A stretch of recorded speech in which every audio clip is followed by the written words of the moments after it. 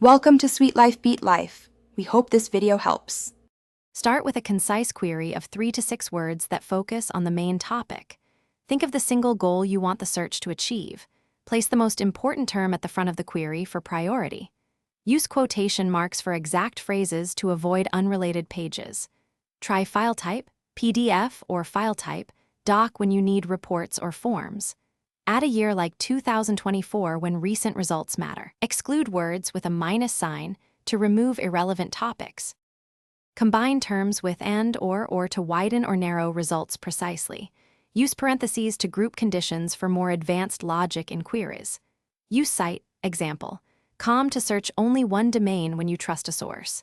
Try cite, gov or cite, edu to prioritize official or academic material.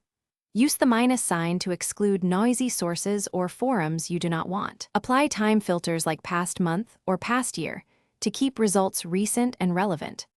Open top results and scan the snippet to confirm relevance before clicking. Look for clear titles, summaries, and matching keywords in the snippet text. Check the publication date and author credibility to avoid outdated or biased information.